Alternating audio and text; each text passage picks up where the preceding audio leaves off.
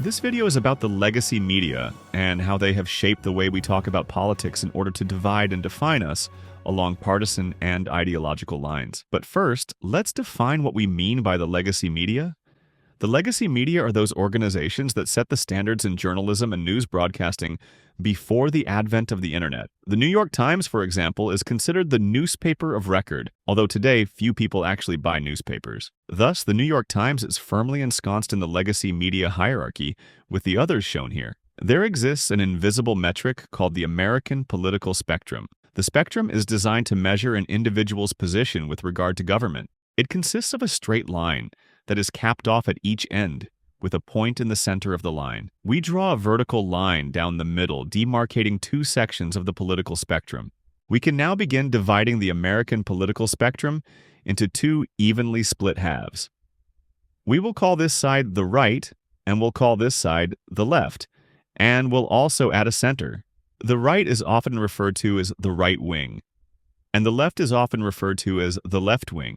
To further distinguish the right from the right is often associated with the color red, and the left is associated with the color blue. The legacy media thus makes things nice and simple for us. When speaking of the right wing in America, we are generally speaking about members of the Republican Party or the GOP. Their mascot is the elephant. It's large, slow, and never forgets. When speaking of the left wing, we are generally speaking about members of the Democratic Party. Their mascot is the donkey, a hard-working beast but also pretty stubborn. Right-wingers are also referred to as conservatives. What do conservatives look like? Well, the legacy media tells us they look like this, and like this.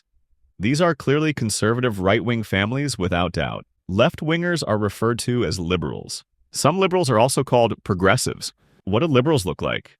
Well, the legacy media tells us they look like this, and like this. These are clearly liberal left-wing families without a doubt. We are told that most, if not all, right-wing conservatives are rich and powerful.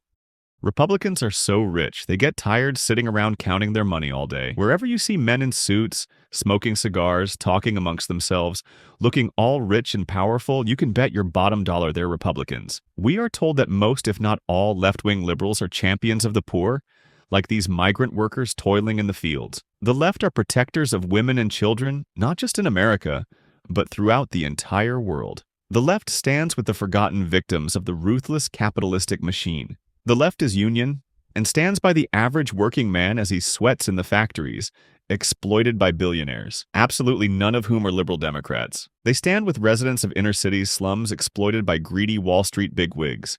Only liberal, progressive Democrats care for the poor and oppressed. Who are the leaders of the right-wing conservatives?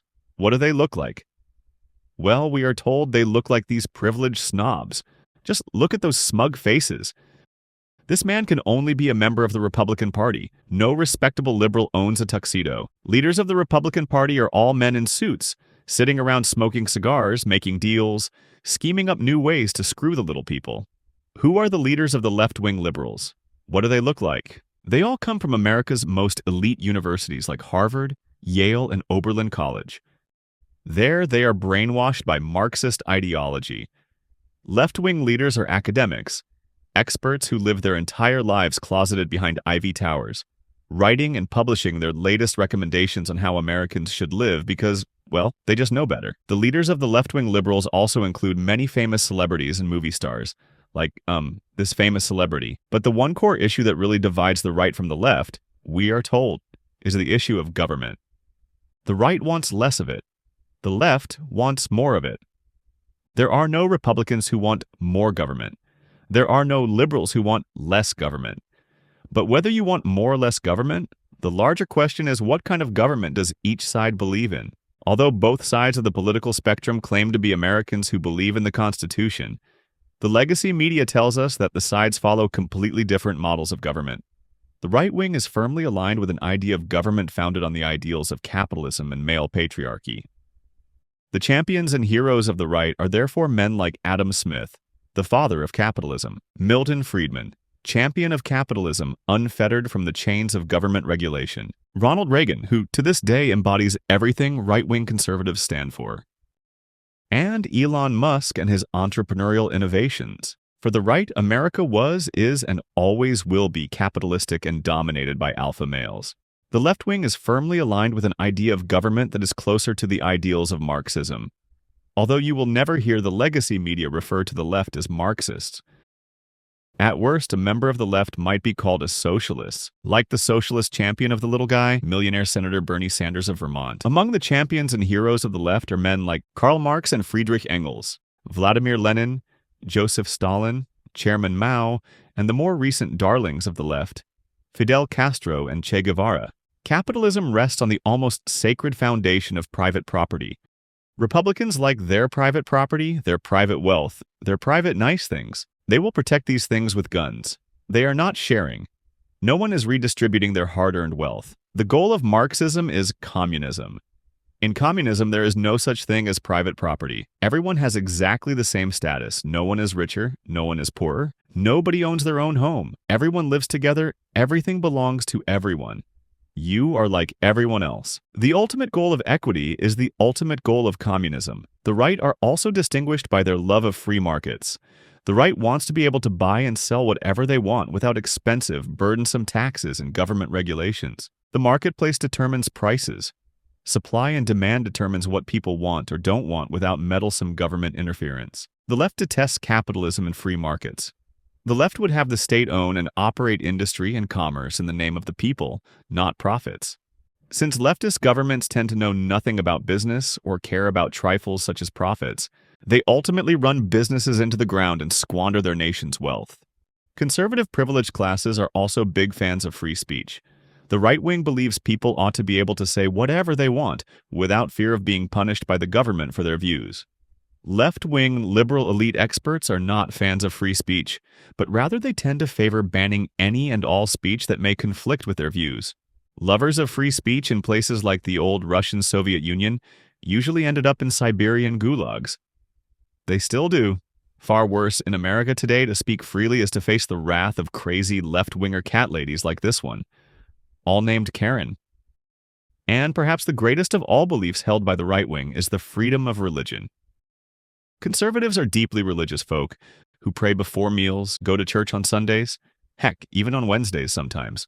They respect the right of everyone to worship their God and practice whatever faith they want. Left-wing liberals, on the other hand, they tend to be atheists because they're too smart to believe in the opiate of the masses. Marxists have a pretty good record of burning Bibles, burning churches, burning people pretty much wherever they have taken power. The left and their Marxist minions are clearly not friends of Jesus. Okay, all we need to do now is add the appropriate red and blue backgrounds like so, and here we have our working model of the American political spectrum as the media describes it. The legacy media is always on the lookout for extremists within the right and left wings of the political spectrum. What is considered extreme is likewise determined by the legacy media. For example, the right-wing slogan, "Make America Great Again," is considered extreme, but the left wing's call for open borders is not.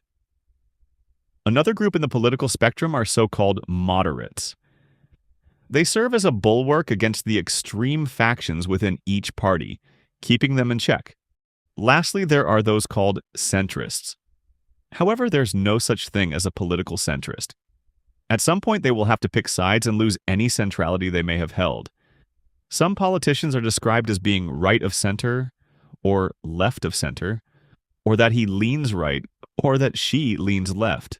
As we can see, the American political arena is in a perpetual state of tension, with the right and left jockeying for power, and each side trying to contain the extreme factions within their own party. There is no end to this.